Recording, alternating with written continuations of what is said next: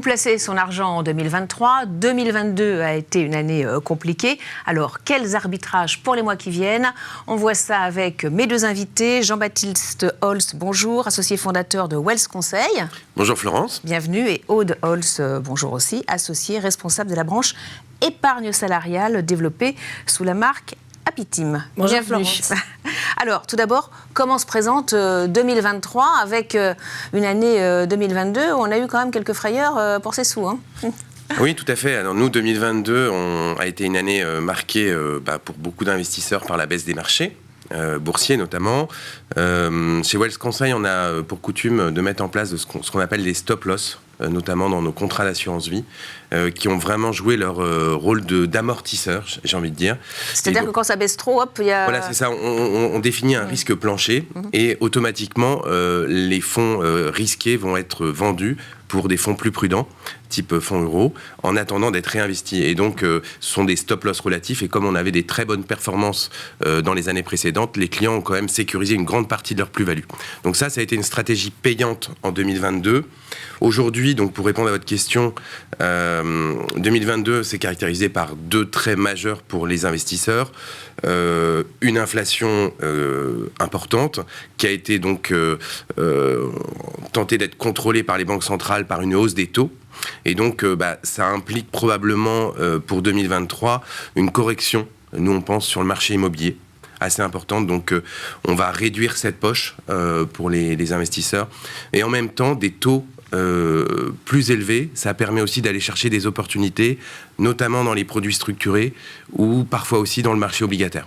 Alors, en tout cas, ce qu'il va falloir faire, c'est se faire conseiller quand même, quand on a un patrimoine relativement important. Dans tous les cas, il faut se faire conseiller, c'est très important. Aujourd'hui, les marchés sont de plus en plus volatiles, il faut être de plus en plus réactif. Donc, en plus de se faire conseiller, je dirais qu'il faut aussi avoir une exécution dans les opérations qui soient efficaces et rapides. Faut être vraiment réactif. Alors, comment est-ce que vous vous différenciez ? Parce que tous les CGP, les gestionnaires de patrimoine, ont un peu leur spécificité. Vous, notamment, vous accordez une part importante à l'immobilier résidentiel. On va notamment en parler avec Aude. Oui, alors c'est une branche qu'on développe, effectivement, d'une part parce qu'une part de nos clients ont un parc immobilier important et souvent, il n'est pas optimisé. Donc on met en avant à la fois des thématiques nouvelles comme le co-living ou en même temps le LMNP. Alors cet immobilier résidentiel, Aude, quel intérêt ça présente d'investir ? Alors, aujourd'hui, effectivement, on manque de logements en France, alors que la population croît. Donc ça, c'est un premier, c'est important. Il y a de plus en plus de contraintes réglementaires ou de normes de construction qui vont logiquement abaisser la valeur des biens anciens qui vont devoir faire des travaux ou qui sont énergivores. Donc ça c'est également un sujet. Effectivement, nous observons de nouveaux modes de vie comme le co-living. Les banques deviennent de plus en plus sévères pour donc il y a des opportunités d'investissement dans l'immobilier résidentiel. Alors, attention à l'immobilier résidentiel. Nous, c'est vrai qu'on a une clientèle qui a la possibilité d'acheter cash des petites surfaces, et ce qui est un avantage important puisque ça va permettre de négocier les prix. Attention, 2023, nous, on croit vraiment à un retournement de l'immobilier. Donc, il faut quand même être prudent. Il faudra faire des arbitrages pour 2023. Vous êtes, alors, une aussi de vos facteurs différenciants dans le cabinet, c'est l'épargne salariale. Vous accompagnez les dirigeants à mettre en place l'épargne salariale, y compris dans les moyennes entreprises. En quoi c'est un outil important ? Exactement. Alors, l'épargne salariale, c'est un outil managérial qui est très puissant et qui va permettre de motiver, de fidéliser et même d'attirer de nouveaux salariés. Si on prend la mesure phare qui est l'intéressement, qu'est-ce qu'on va faire avec l'intéressement ? Le dirigeant va déterminer des objectifs collectifs à atteindre, et si les salariés atteignent ces objectifs, alors le dirigeant va verser des primes qui sont exonérées de cotisations sociales à l'ensemble des salariés. C'est une mesure qui n'est pas obligatoire, c'est une mesure facultative, et donc c'est un vrai facteur différenciant pour les entreprises qui le proposent. Aujourd'hui, les salariés veulent trouver du sens à leur travail, ils veulent adhérer à un projet d'entreprise, et donc c'est vraiment ce qu'on essaye de mettre en place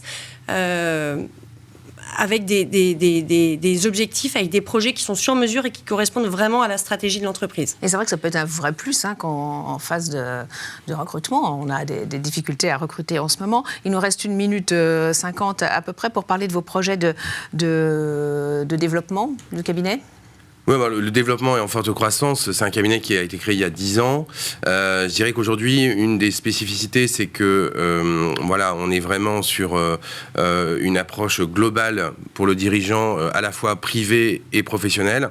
Ce qui est intéressant, c'est qu'on a une clientèle qui est de plus en plus jeune et entrepreneur à succès, je dirais entre 25 et 45 ans. Et je dirais l'approche digitale aujourd'hui, avec le développement de cette approche digitale, de faire des rendez-vous en visio, des visioconférences un petit peu aussi avec nos fournisseurs, etc. On a une clientèle dans toute la France. Et donc, on n'a plus cette contrainte, je dirais, géographique de proximité. Et on s'adresse à vraiment une clientèle géographique nationale, voire parfois internationale. Il y a quand même un phénomène de forte concentration dans ce secteur. Donc, comment faire pour résister ? Vous envisagez des opérations de croissance externe ? Oui, alors résister, on est dans un facteur, évidemment, on a les fonds d'investissement qui sont arrivés dans notre secteur depuis déjà quelques années. Ça, effectivement, c'est à la fois favorable parce que ça permet aussi de donner une dimension, je dirais, professionnelle. C'est un marché qui, la gestion de patrimoine, c'est un marché qui se professionnalise depuis les années 80. C'est un marché assez récent.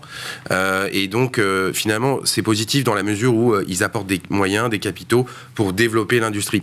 Après, nous, ce qu'on met en avant, c'est effectivement le conseil sur mesure. Donc, avoir une structure à taille humaine comme la nôtre, c'est un avantage pour les clients.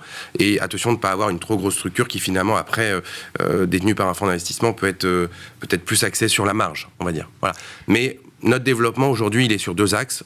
Et la croissance externe, on cherche des cabinets, évidemment, ou des fonds à racheter, mais qui ont des profils de clients très similaires. Donc, on est très exigeant sur les critères de la cible. Jean-Baptiste et Aude Holtz, merci en tout cas à tous les deux d'être venus dans l'émission Smart Leaders.